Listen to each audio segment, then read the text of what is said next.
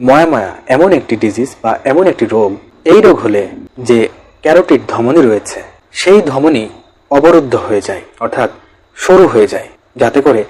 ব্রেইনে বা মস্তিষ্কে রক্ত প্রবাহ বাধাগ্রস্ত হয়। এই ক্যারোটিড ধমনী একটি প্রধান ধমনী যা কিনা মস্তিষ্কে রক্ত প্রবাহ সরবরাহ করে থাকে। যখন এই ক্যারোটিড ধমনী ব্লকেজ হয়ে যায় তখন অনেক সমস্যা সৃষ্টি হয় বা তার কার্যকারিতা হ্রাস পেতে শুরু করে, কার্যকারিতা কমতে শুরু করে,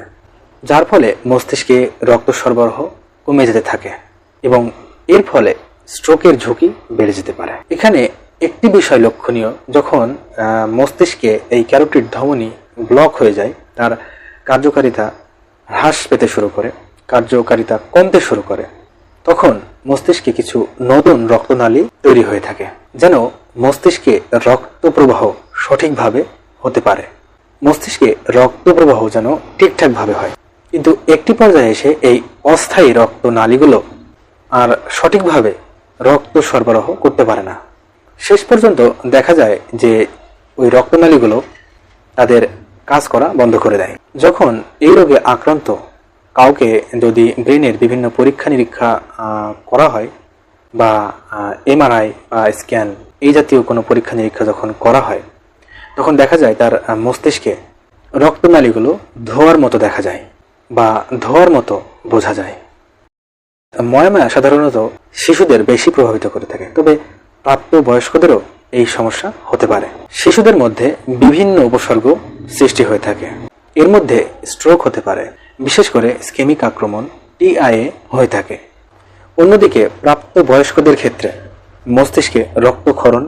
হয়ে থাকে। এছাড়াও এর সাথে মাথা ব্যথা থাকতে পারে, খিঁচুনির সমস্যা হতে পারে, শরীরের এক পাশ দুর্বলতা দেখা দিতে পারে, দৃষ্টিশক্তির সমস্যা সহ আরও অন্যান্য সমস্যাও কিন্তু দেখা দিতে পারে। এখন আপনার শিশু যদি ময়াময় আক্রান্ত হয় তাহলে আপনি কিভাবে বুঝবেন বা কি কি লক্ষণ দেখে আপনি বুঝবেন যে আপনার শিশু বা সন্তান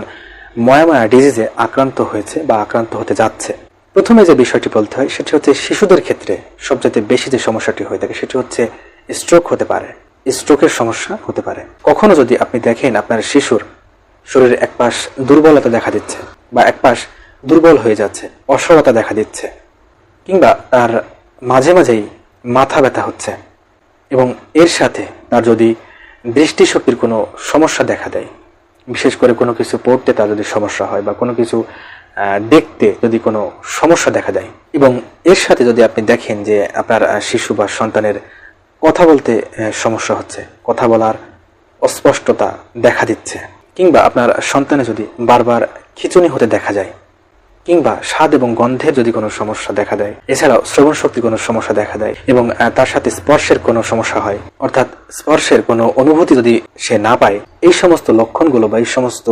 সমস্যাগুলো যদি আপনার সন্তানের ক্ষেত্রে হয়ে থাকে তাহলে অবশ্যই দ্রুত একজন চিকিৎসকের শরণাপন্ন আপনাকে হতে হবে এবং চিকিৎসা গ্রহণ করতে হবে। এর সাথে আপনার সন্তানের যদি অন্যান্য রোগ ব্যাধি হয়ে থাকে, যেমন সিকেল সেল রোগ কিংবা ডাউন সিনড্রোম রোগ, এছাড়াও নিউরোফাইব্রোমাটোসিস, এর সাথে জন্মগত হৃদরোগ বা থাইরয়েডের কোনো সমস্যা, এগুলো যদি হয়ে থাকে, কিংবা এই রোগের যে কোনো একটি রোগ যদি আপনার সন্তানের দেখা দিয়ে থাকে, তাহলে আপনাকে সতর্কতা অবলম্বন করতে হবে। তার কারণ কখনো কখনো ময়াময়া রোগ এই রোগগুলোর সাথেও হয়ে থাকে বা এই রোগগুলো হওয়ার কারণেও ময়াময়া রোগ দেখা দিতে পারে। আর তাই আপনার সন্তানের প্রতি বিশেষ সতর্কতা অবলম্বন করুন এবং এই ধরনের যে কোনো লক্ষণ যদি আপনি আপনার সন্তানের ভিতরে দেখতে পান তাহলে অবশ্যই দেরি না করে চিকিৎসা গ্রহণ করার চেষ্টা